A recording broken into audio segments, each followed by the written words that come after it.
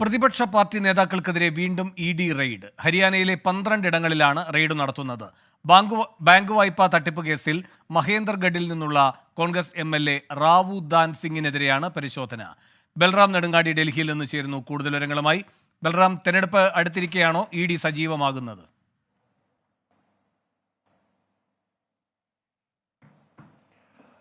വേണു, തെരഞ്ഞെടുപ്പ് അടുത്ത സംസ്ഥാനങ്ങളിൽ കേന്ദ്ര ഏജൻസികൾ പ്രത്യേകിച്ച് ഈ എൻഫോഴ്സ്മെന്റ് ഡയറക്ടറേറ്റിന്റെ അന്വേഷണവും തെരച്ചിലും റെയ്ഡും ഊർജിതമായി നടത്തുന്നു എന്നും പ്രതിപക്ഷ നേതാക്കളെ ലക്ഷ്യം വെച്ചുകൊണ്ട് കേസുകൾ രജിസ്റ്റർ ചെയ്യുന്നു എന്നുമുള്ള പ്രതിപക്ഷ ആരോപണം നിലനിൽക്കെയാണ് ഇപ്പോൾ ഹരിയാനയിൽ തെരഞ്ഞെടുപ്പിന് മാസങ്ങൾ മാത്രം ബാക്കി നിൽക്കുമ്പോഴാണ് ഹരിയാനയിൽ നിന്നുള്ള മഹേന്ദ്രഗഡിൽ നിന്നുള്ള എം.എൽ.എ.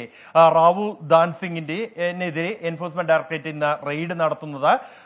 ഈ റെയ്ഡ് എന്നാൽ ഒരു വ്യാജ കമ്പനി വഴി കള്ളപ്പണം വെളുപ്പിക്കൽ ഇടപാട് നടത്തി എന്ന കേസിലാണ് 1392 കോടി രൂപയുടെ ഇടപാട് വ്യാജ ബാങ്ക് വായ്പ വഴി നടത്തി എന്നാണ് എൻഫോഴ്സ്മെന്റ് ഡയറക്ടറേറ്റിന്റെ കേസ്. ഈ കേസിലാണ് റാവു ദാൻ സിംഗിൻ ഒപ്പം തന്നെ മകൻ അടക്കമുള്ള അക്ഷത് സിംഗ് എന്നിവർ അടക്കമുള്ളവർക്കെതിരെ എൻഫോഴ്സ്മെന്റ് ഡയറക്ടറേറ്റ് റെയ്ഡ് നടത്തുന്നത്. ഹരിയാനയിലെ 12 ഇടങ്ങൾ അടക്കം 15 ഇടങ്ങളിൽ ഒരേ സമയം ഇ.ഡി. സംഘം ഇപ്പോൾ റെയ്ഡ് നടത്തുകയാണ്.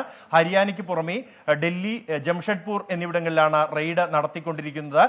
വ്യാജ കമ്പനി വഴി ബാങ്ക് വായ്പ തട്ടിയെടുത്തു എന്നും കള്ളപ്പണം വെളുപ്പിച്ചു എന്നുമാണ് ഇവർക്കെതിരായ കേസ് എന്നാണ് എൻഫോഴ്സ്മെന്റ് ഡയറക്ടറേറ്റ് നൽകുന്ന വിശദീകരണം. അതേസമയം ഇത് രാഷ്ട്രീയമായി BJP കേന്ദ്ര ഏജൻസിയെ ഉപയോഗിക്കുകയാണെന്നാണ് പ്രതിപക്ഷത്തിന്റെ ആരോപണം. വേണു. ബൽറാം നെടുങ്ങാടി ഡൽഹിയിൽ നിന്ന്.